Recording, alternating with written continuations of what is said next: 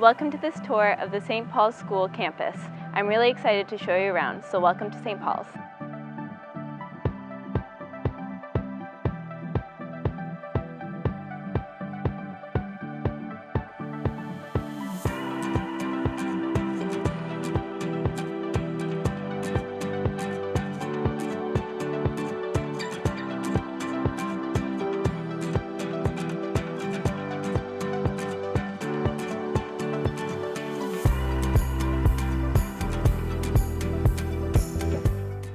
Right now we're approaching the Friedman Community Center, and this is a cool building because it used to be an art gallery. So the exterior fits in with the beautiful red brick buildings of St. Paul's, but the inside is a really cool modern spot for students to hang out. And it's not so much a study spot for students, more so for groups of kids to gather together, have a little bit of a break, eat some food, things like that. So it's a really cool spot for students. Now we're heading into Ostrom Library, which is actually one of my favorite buildings on campus. I would usually come here most nights between the hours of 7:30 to 9 p.m. to get my work done because I usually like to separate my room space from my study space, and a lot of students do choose to do that as well. I will mention that St. Paul students do have quite a bit of homework, but you're usually able to get it done within that time period. There's also an optional study hall if you are someone who really needs that quiet and someone watching over you to make sure you're getting that work done. But otherwise, students can choose to use Ostrom Library as often as they'd like to during the day and the night.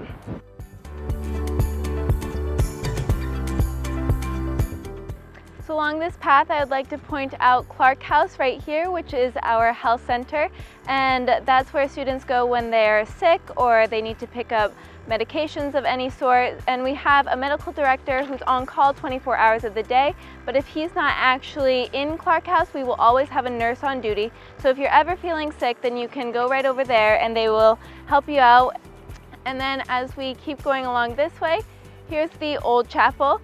And back when the school was first founded, there weren't many students, and so they would hold all of their chapel meetings right there. But as the school grew, they obviously needed to accommodate more and more students and faculty, and so we moved those chapel services into this beautiful building over here.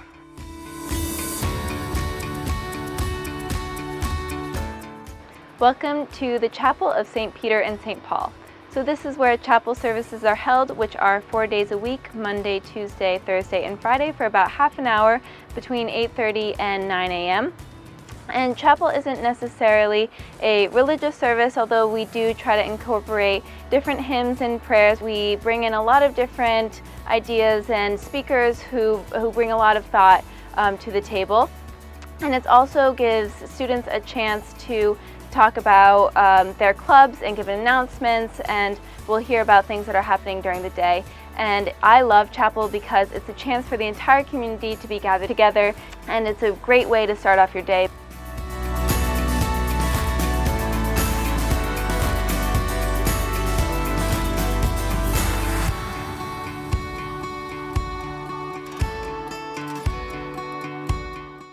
Behind me is Schoolhouse, where all of our humanities and languages classes are held.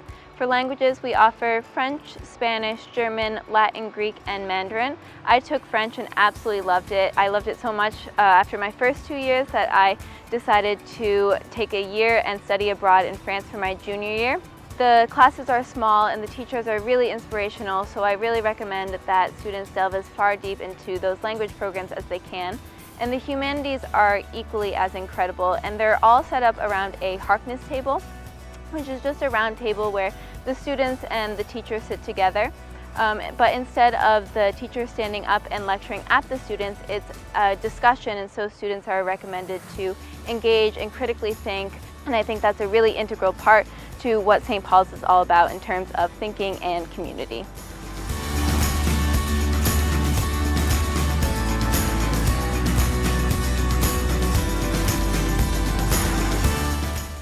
Right here is the Lindsay Center, and this is where all of the science and math classes are held. Our math track at St. Paul's usually begins with geometry, and then we go to Algebra 1, Algebra 2, Pre-Calc, and Calculus. For me, math was definitely not my strongest point, but especially after my pre-calculus class, I learned to see the world through a mathematical lens, and I learned to appreciate the subject for what it was, not just looking at numbers, but really being able to problem solve and put that together. Every student is required to get to a certain level of science, so usually it goes physics, chemistry, biology. The sciences are really interesting because it's a very hands-on approach. I didn't really consider myself much of a science student coming into St. Paul's, but because it was so engaging, I really learned that I loved the biological and chemical and physical world, because the classrooms are structured in such a way that there is the classroom section where the teacher gives their lecture, you take notes, but then you can move over into the lab section where you actually are able to experience what you're learning. There are any number of really interesting things that built up my love for science, and I loved every part of this building. It's really innovative in every way possible.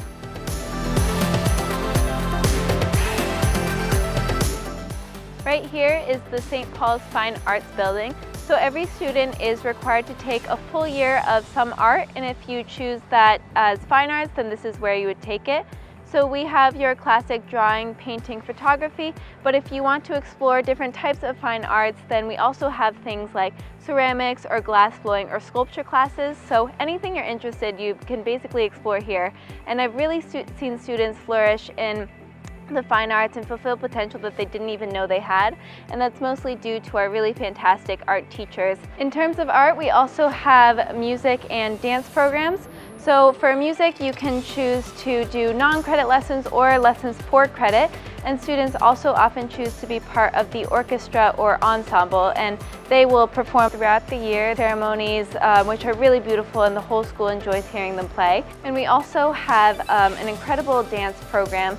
So we have the BC, which is a ballet company, and those students are doing dance as their athletic as well as a class, and they do a really great job of integrating their dance education as well as their academic education. The ballet company and the dance classes perform multiple times throughout each term, but you can also choose to do dance as your art. St. Paul's also has a really strong theater program. You can choose theater as your art, so you could take it as a class. And we also have 3 performances during the year. 2 are produced by teachers, and the one in the spring is produced by 6th formers or students who are in the production class. And they're really incredible performances. I've seen some really amazing actors and actresses come through St. Paul's. This is the Crumpacker Art Gallery, where there's a beautiful space inside that showcases different exhibits that are either student or teacher or from an outside artist, and that work is displayed for a certain amount of time, and students can come in and view that work and be really proud of what they produced or the teachers produced or learn from those other artists.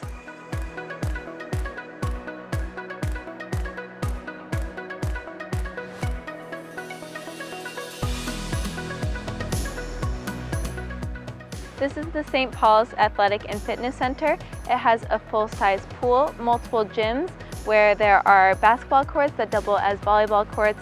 There's also a wrestling room, a cardio room that has a weight room attached, and we also have brand new indoor rowing tanks, which are really cool and the rowers absolutely love. And we also have indoor tennis courts, so basically anything you could possibly need athletically. In addition to the ASC, the campus holds a variety of athletic spaces, including a boathouse, 2 ice rinks, 10 squash courts, 9 athletic fields, outdoor tennis courts, a lit turf field, a full-size track, a football stadium, and finally an extensive trail system for cross-country running and Nordic skiing.